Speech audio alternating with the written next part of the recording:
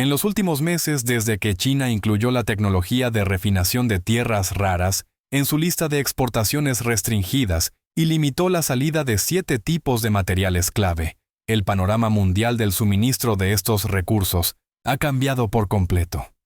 Hoy, muchas empresas enfrentan graves dificultades para obtener tierras raras, y varios países se encuentran haciendo fila para recibir la aprobación de Pekín. Sin embargo, la velocidad de aprobación varía enormemente. Aquellos que suelen participar en sanciones contra China deben esperar pacientemente, mientras que los países que mantienen relaciones amistosas obtienen una respuesta mucho más rápida. Europa, en particular, enfrenta una presión sin precedentes. El gigante automotriz Stellantis es un claro ejemplo. Debido a la falta de imanes de tierras raras, algunas de sus líneas de producción en Europa se han detenido por completo. Los trabajadores permanecen en las fábricas sin poder hacer nada, conversando entre ellos mientras esperan una solución. Y lo más grave es que este problema no afecta solo a una compañía. En toda Europa, los niveles de reserva de tierras raras han encendido las alarmas. Hace apenas 2 semanas la Unión Europea emitió un ultimátum de emergencia a China, solicitando con carácter urgente el envío prioritario de 100.000 toneladas de tierras raras en un plazo de 30 días con el fin de evitar la parálisis total de su industria automotriz. Al mismo tiempo, Stellantis, que tiene una planta en Serbia, trató de aprovechar la buena relación entre Belgrado y Pekín para obtener un canal preferencial de importación. La respuesta china fue clara. Existen restricciones de exportación, sí, pero no están dirigidas a países amigos como Serbia. El mensaje implícito fue evidente. Quienes sean hostiles hacia China no deben esperar trato especial. Esto lleva a una pregunta inevitable. ¿China suavizará su postura y restaurará el suministro hacia Europa en general? ¿Y qué tan profunda es la crisis actual de las automotrices europeas? Para entender el contexto, hay que retroceder en el tiempo. En la década de 1930, Estados Unidos era sinónimo de producción automotriz. Ford, Chevrolet y Buick eran nombres que dominaban las carreteras del mundo.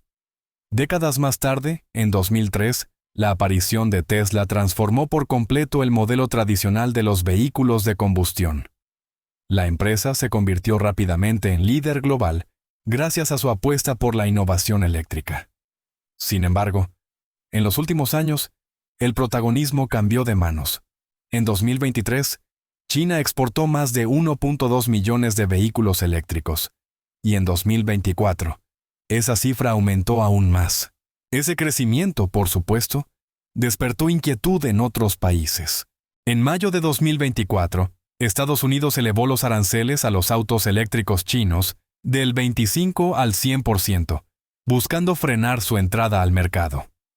Poco después, el Departamento de Comercio norteamericano propuso prohibir cualquier tecnología automotriz con hardware o software de origen chino. Esto implicó que, incluso si una pieza menor provenía de China, el vehículo completo quedaba vetado. Europa no tardó en seguir el ejemplo. En julio de 2024, la Comisión Europea anunció una investigación por subsidios y aplicó tarifas temporales de entre 17 y 37% a los autos eléctricos chinos.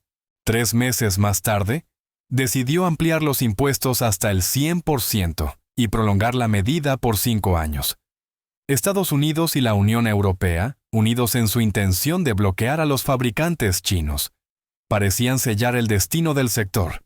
Pero la realidad dio un giro inesperado. En abril de 2025, el gigante chino BYD logró una hazaña histórica. Sus ventas en Europa alcanzaron 731 unidades, superando por primera vez a Tesla.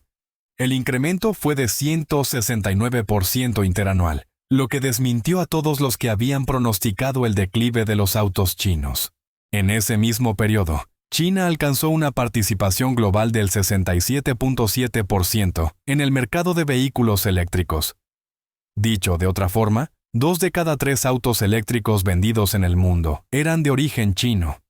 Ante ese panorama, las tarifas europeas no surtieron el efecto esperado. Al contrario, dañaron la industria local. que dependía de materias primas provenientes precisamente de China. Al comenzar 2025, Pekín impuso las restricciones a la exportación de tierras raras, lo que provocó un efecto dominó.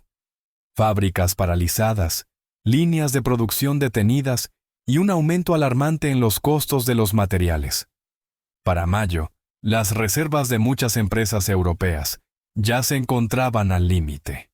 Si no se encuentra una solución rápida, se prevé que en pocas semanas más, fábricas deban suspender sus operaciones.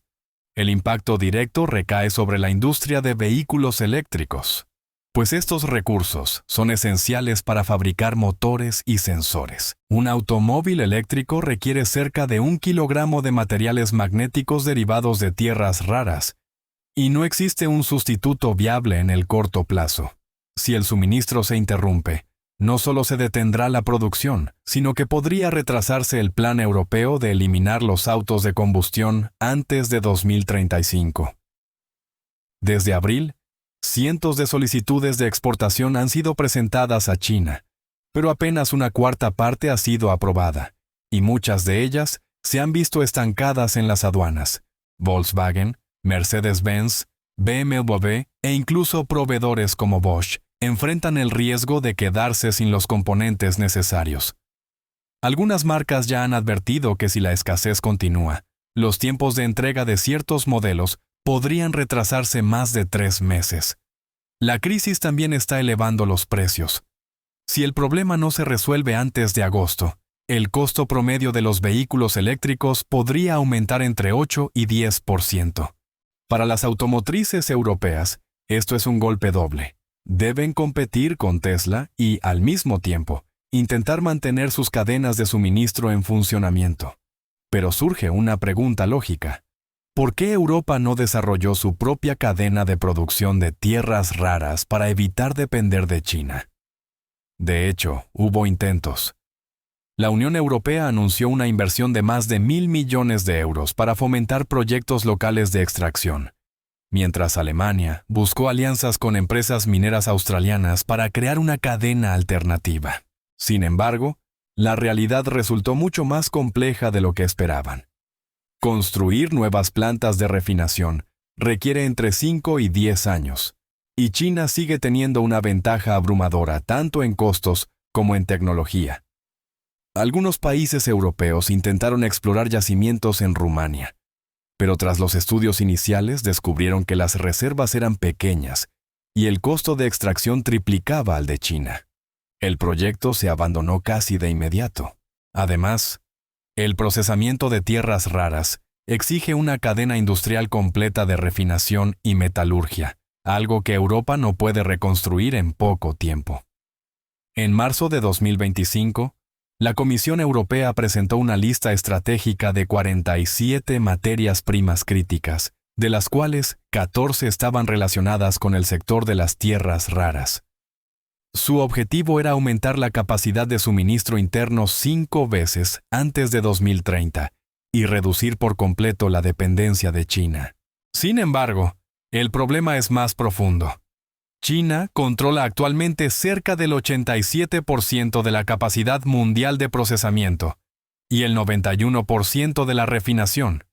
Desde la extracción hasta la producción de materiales magnéticos de alta gama, el país asiático domina toda la cadena industrial. Por eso, la estrategia europea de seguir los pasos de Estados Unidos y tratar de desvincularse de China ha resultado un error de cálculo. Enfrentada al colapso de su suministro, la Unión Europea se ha visto obligada a solicitar directamente a Pekín la entrega prioritaria de 100.000 toneladas de materiales. En junio, el embajador europeo en China pidió una reunión urgente para acelerar los permisos de exportación y garantizar que los recursos lleguen a tiempo. A cambio, insinuó que Europa estaría dispuesta a fortalecer su cooperación con China en el futuro, si lograban superar esta crisis juntos. Pero la respuesta china no fue la esperada. En lugar de una lista de envíos, Pekín anunció la extensión de los aranceles antidumping sobre el acero inoxidable proveniente de la Unión Europea, el Reino Unido, Corea del Sur e Indonesia por un periodo de 5 años, a partir de julio de 2025. Para muchos observadores, se trató de una clara señal de que China no planea ceder fácilmente. Lo cierto es que esta decisión no surgió de la nada. Desde 2019, el acero europeo había inundado el mercado chino a precios por debajo del costo, afectando gravemente a los productores locales. En ese momento, la participación del acero europeo en el mercado chino pasó del 12 al 23%, mientras las ganancias de las acereras chinas se desplomaban. Muchos esperaban que con el tiempo, Europa reconociera los daños de esas prácticas, pero ocurrió lo contrario. En los últimos años, ha endurecido sus políticas comerciales contra China, bloqueando autos eléctricos e imponiendo aranceles bajo el discurso de la competencia justa. Y ahora, esos mismos países acuden a Pekín para pedir ayuda con las tierras raras, incluso exigiendo plazos. Por eso, la respuesta china parece más bien un recordatorio. La cooperación debe ser recíproca, no unilateral. El próximo mes será decisivo. Una delegación china visitará Bruselas, Alemania y Francia para sostener reuniones de alto nivel que buscarán allanar el camino hacia una cumbre bilateral. Ambas partes esperan resolver el problema antes de ese encuentro, pero el resultado dependerá de cuánta sinceridad esté dispuesta a mostrar Europa. Mientras tanto, el mundo observa con atención. La crisis de las tierras raras no solo revela la fragilidad de la industria europea, sino también la magnitud del poder industrial que China ha construido silenciosamente durante décadas.